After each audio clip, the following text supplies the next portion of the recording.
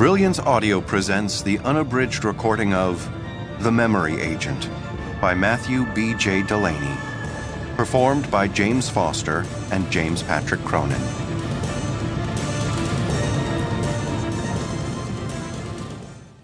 Part 1.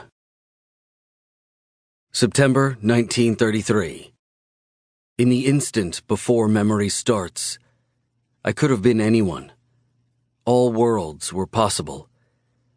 But then, like a rusted machine slowly coming, beginning to turn, the gears of memory rotated into place.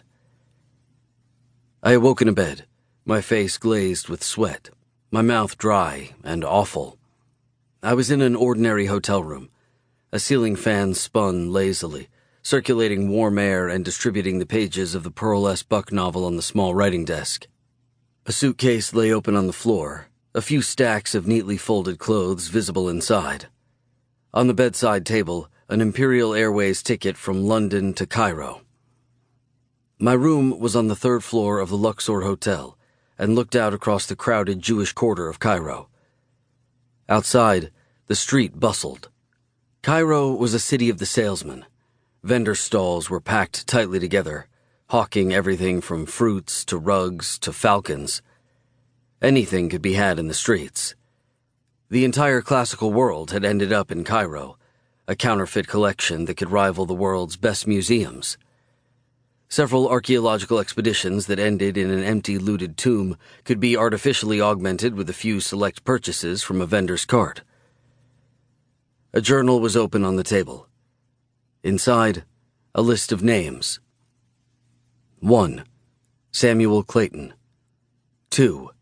Charlotte Gonzalez. 3. Edward Selberg. 4. Nasser Hajar. 5. Elizabeth Blake. 6. Bobby Chan. Below the names, a year. Already the afternoon heat was beginning to fade as the sun set behind the minarets of the old city. Long shadows stretched across dusty streets. I checked my watch. The rest of my team would already be assembling downstairs. I splashed water on my face from a basin, then left my room. The year was 1933. The Luxor was one of those large post-colonial affairs, a relic from the old British Empire which was quickly fading from the reaches of the globe. The lobby was large and open-aired.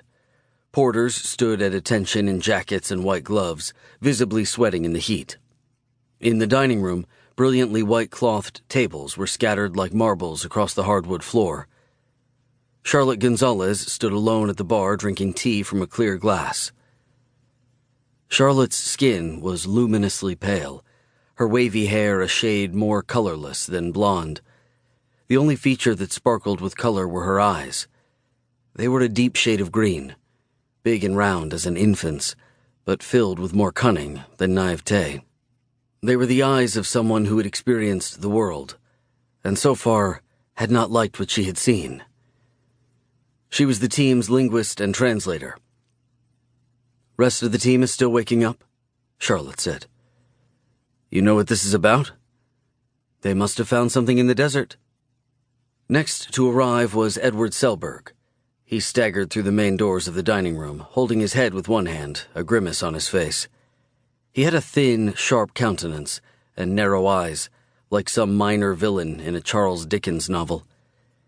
He shuffled forward as if drunk, leaned heavily against the bar, and nodded to Charlotte and me. "Anyone have any aspirin? My head is killing me." "Lay off the vodka," Charlotte said.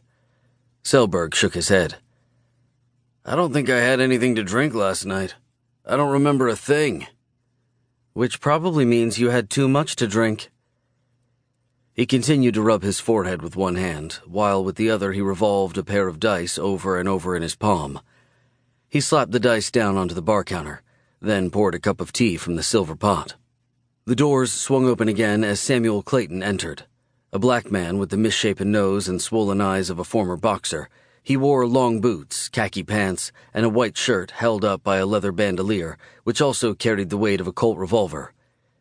A brown, American-style cowboy hat was pulled.